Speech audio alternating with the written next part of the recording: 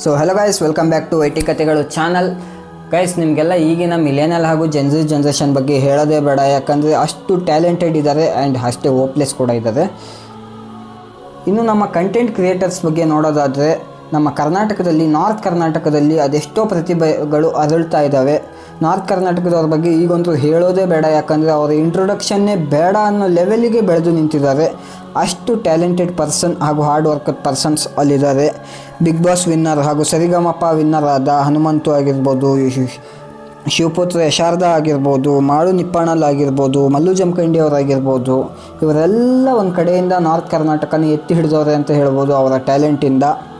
ಮಲ್ಲು ಜಮಖಂಡಿ ಅವ್ರ ಬಗ್ಗೆ ನಾವು ಇವತ್ತು ಈ ವಿಡಿಯೋದಲ್ಲಿ ತಿಳ್ಕೊಳ್ಳೋಣ. ಮಲ್ಲು ಜಮಖಂಡಿ ಅವರು ಸ್ಟಾರ್ಟಿಂಗೇ ಯೂಟ್ಯೂಬಲ್ಲಿ ಚಾನಲ್ ಮಾಡಿಕೊಂಡು ಅದರಲ್ಲೇ ಜೀವನ ಕಟ್ಕೊಂಡವರಲ್ಲ, ಅವರು ಕಷ್ಟಪಟ್ಟಿದ್ದಾರೆ ಜೀವನದಲ್ಲಿ.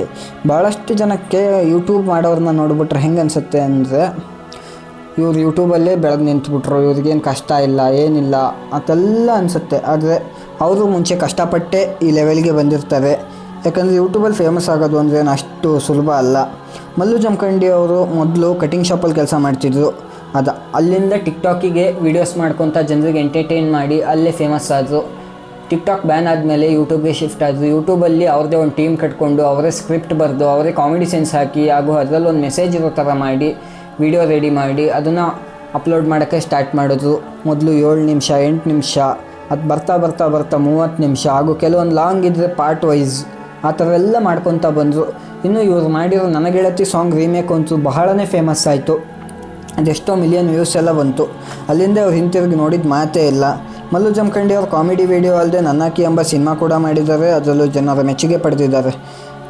ಇನ್ನು ಇವರು ಯೂಟ್ಯೂಬ್ ಚಾನಲ್ನ ನೋಡದೇ ಇರೋರು ಯಾರೂ ಇಲ್ಲ ಅಂತ ಅಂದ್ಕೊತೀನಿ, ಯಾಕಂದರೆ ಅಷ್ಟು ಫೇಮಸ್ ಈ ಮನುಷ್ಯನ ಯಾಕೆ ಇನ್ಸ್ಪಿರೇಷನ್ ಆಗಿ ತೊಗೋಬೇಕು ಅಂದರೆ, ಒಬ್ಬ ವ್ಯಕ್ತಿ ಯಾವುದೋ ಊರಲ್ಲಿ ಕಟಿಂಗ್ ಶಾಪಲ್ಲಿ ಕೆಲಸ ಮಾಡ್ತಿದ್ದ ಒಬ್ಬ ವ್ಯಕ್ತಿ ಇಂದು ಕರ್ನಾಟಕದ ಪ್ರಸಿದ್ಧ ಯೂಟ್ಯೂಬರ್ ಆಗಿದ್ದಾರೆ ಅಂದರೆ, ಅವ್ರು ಸಾಧನೆ ಮಾಡೋಕ್ಕೆ ಅವ್ರ ಕೆಲಸ ಅಡ್ಡಿ ಬಂದಿಲ್ಲ. ಬಹಳಷ್ಟು ಜನ ಇದೇ ಒಂದು ರೀಸನ್ ಇಟ್ಕೊಂಡು ಸಾಧನೆ ಮಾಡಲ್ಲ.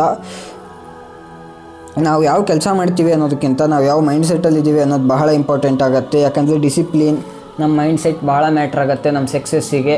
ನಾವು ಒಂದನ್ನೇ ರೀಸನ್ ಇಟ್ಕೊಂಡು ನಾವು ಕೆಲಸ ಮಾಡ್ತಿದ್ದೀವಿ, ಅದಾಗಲ್ಲ, ನಮ್ಮ ಕೈಲಿಲ್ಲ ಆ ಥರ ಎಲ್ಲ ಅಂದ್ಕೋಬಾರ್ದು. ಇಂಥವ್ರನ್ನ ನೋಡಿ ಇನ್ಸ್ಪಿರೇಷನ್ ತೊಗೋಬೇಕು, ಇನ್ಸ್ಪೈರ್ ಆಗಬೇಕು. ಇದೇ ರೀತಿ ವಿಡಿಯೋಗಾಗಿ ಚಾನಲ್ನ ಸಬ್ಸ್ಕ್ರೈಬ್ ಮಾಡ್ಕೊಳ್ಳಿ ಹಾಗೂ ಮುಂದಿನ ವಿಡಿಯೋ ಯಾರ್ದು ಬೇಕು ಅಂತ ಕಮೆಂಟ್ ಮಾಡಿ.